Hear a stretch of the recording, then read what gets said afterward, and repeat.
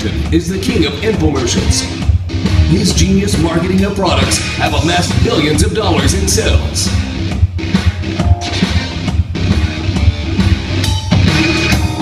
Give it up, everybody. Make some noise for Mr. Kevin Harrington!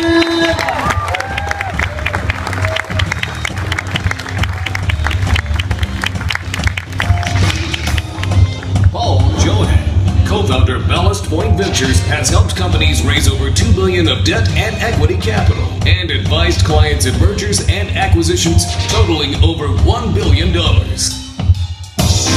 Come on, guys, get loud. Give it up for Mr. Paul Johan!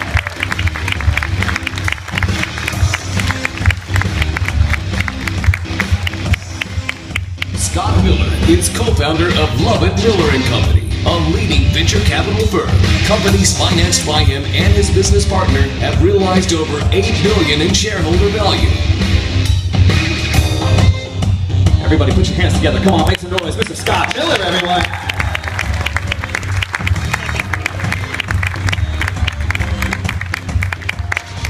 David Burns knows what it takes to make it in business. He currently manages a family office specializing in investments in real estate, manufacturing, technology, and healthcare services.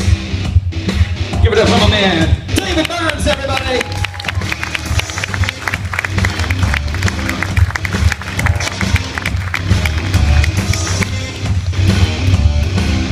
Pitch 6. Your time is now. All right, guys, welcome and thank you for coming tonight. And this is great evidence that Tampa Bay is a tremendous place for the startup community. And I want to thank the startup organizations for helping bring a lot of the contestants here to the table tonight. We have 5 amazing companies that are going to be participating in the program. And first I'd like to thank Lowry Park Zoo. If some of you don't know, I'm an original shark from Shark Tank. I'm a little disappointed there's no sharks here at the zoo though, okay? So a lot of manatees, and what a great hospital I hear too. So, it's a pleasure to be here, but thank you to the zoo and thank you to Bright House Networks, because Pitch 6 is all about what's going to happen tonight. We have 5 companies that are going to be presenting 6 minutes each, and then my esteemed panel here, we're going to be judging on various criteria. And I have about 10 sweet spots that I look for in a business, so that's going through my mind as I'm listening to these pitches. We may skewer a few of them like they do on Shark Tank, but I think we're going to probably be a little more constructive. So, hopefully we're going to hear some really cool business opportunities. So, thank you to Bright House. They're going to be giving the winner. We actually have 2 different programs tonight that we're going to be judging.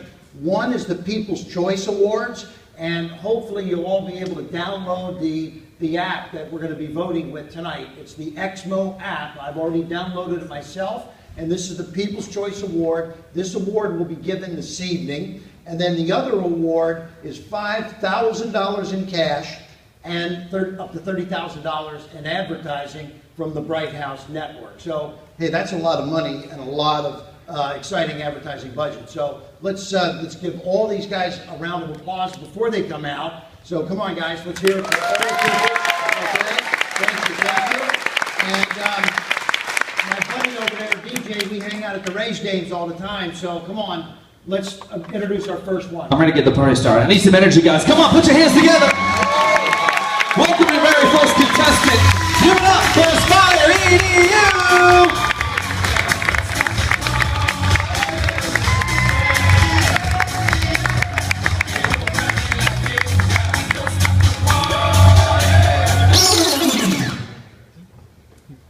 Let's hear it, guys. Come on. Welcome.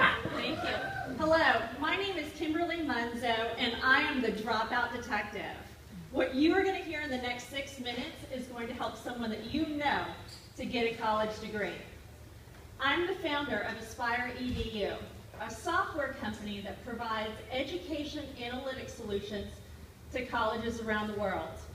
I designed our first solution, a software program called Dropout Detective, because I needed it for my own job. Online education is booming. with over 8 million students taking online courses each year in the U.S. alone. But only half of the students that begin those courses will complete them. I know because I'm currently the Director of Online Education for a college. A big part of my job is to identify students that are at risk for dropping out or failing courses, but that's not as easy as it sounds. When it comes to online courses, you can't look at the student to tell whether they're engaged. So today, schools have no way to identify struggling students before it's too late to save them. This creates two sets of problems. First, schools lose billions of dollars each year due to those high dropout rates, which also places their accreditation in jeopardy. But more importantly, only half of college students will earn that degree. But they still have to pay for the courses that they've registered for and the loans that they've taken. And 40% of those students will default on those loans. This is a huge problem in desperate need of a solution, and Dropout Detective is that solution. And here it is. This is the dashboard that we provide to schools on a daily basis. It provides risk ratings for each student, and this allows schools to prioritize their student services. If this sounds familiar, it's exactly the way that your credit score is calculated. Aspire EDU has done something revolutionary. We have created the education industry's first credit score equivalent. Our dashboard is being used by colleges today to monitor the academic performance of thousands of students, and we are just getting started. We are on track to add 21 additional colleges by the end of this month. Our market opportunity is tremendous. The higher education industry is a $500 billion business, and 30% of that is spent on providing academic support. That creates a huge pool of funds for schools to pay for solutions like ours. We have identified a niche in the education market where there are very few competitors. We are in the dropout prevention business. Our business model is solid. Schools pay a one-time implementation fee and then an annual fee based on the number of students enrolled.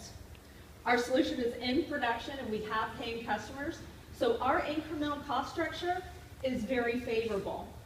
With our award-winning integration to learning management systems, we can have a school up and running in a matter of hours. Aspire EDU offers strength in analytics, which is a traditional weakness of those learning management systems. So they are welcoming our partnership, including Blackboard, Pearson, and Instructure, because we are the only 100% automated solution that provides a comprehensive overview of all students across all the courses that they're taking. And that's what sets us apart from our competition. Our competitors offer CRM-type platforms to manage the communication with at-risk students after they've already been identified.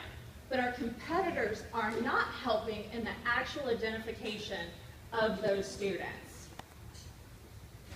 My team, we have a strong team in place and we are currently self-funded.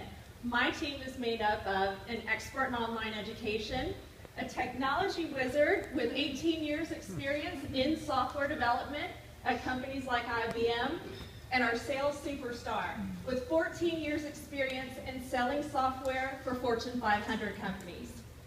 Together, we cover subject matter expertise, technology, and sales. And those are the three key disciplines for any software company's management team. And we actually really all like each other quite a bit. So we're ready to take this to the next level. Aspire EDU is an excellent business idea purely from a capitalistic viewpoint. But secondly, and more importantly, Dropout Detective is going to help keep college students in school that would otherwise drop out. We have the right technology and we have the right team in place. Thank you. Ladies and gentlemen, give it up for Aspire EDU.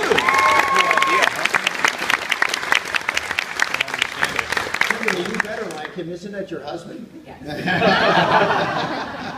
Okay. Hey, I am I'm not proud to say necessarily, but I didn't graduate from college because I had a business while I was in college. Now, I made it 3 years, junior year, but do you monitor any of the extracurricular times? Like I was working and building a business, so is it just what's happening online that you're monitoring, or do you monitor things that they're doing socially and or outside of their classes? We've been very facts and evidence based, so we're monitoring things like grades, participation in online discussion groups, number of missing assignments, where are you in the term, beginning when grades are not that important, or end where grades are very important. So it's really a behind the scenes algorithm that's grinding through data and trying to be very evidence based. Great, thank you. I guess a question about identifying these at-risk factors. Does it really lead to retention, or is there any data out there that shows that it leads to retention? Yeah.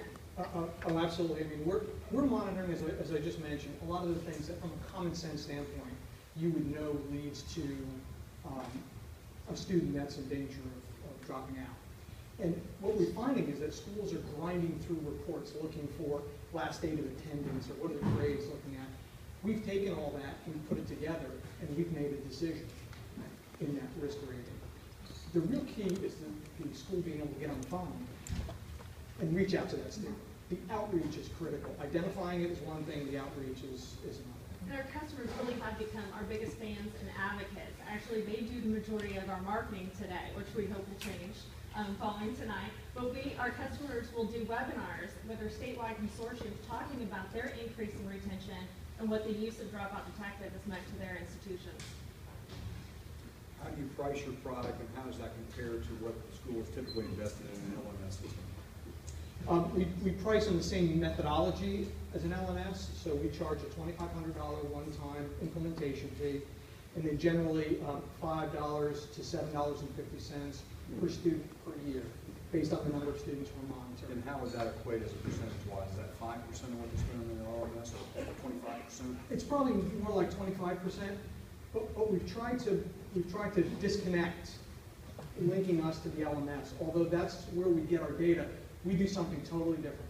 The LMS is a cost of doing business. It's like turning your lights on. You have to have that as a school. But we're offering schools the ability to retain students, increase revenue, keep accreditation in place. What's your sales cycle? Educational institutions are not known for cutting-edge decision making. A for-profit school can sign a contract immediately.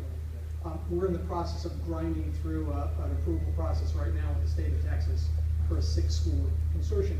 But the education folks are behind us. So the actual product demonstration and discussions usually go very quickly. Okay. The contracting risk. Our time is up, and thank you guys for coming today. And just in a quick summary, I didn't hear about the sales level. Do you have sales? We do. Yeah? What kind of sales are you doing? We have 5 existing customers today. We launched in June of last year.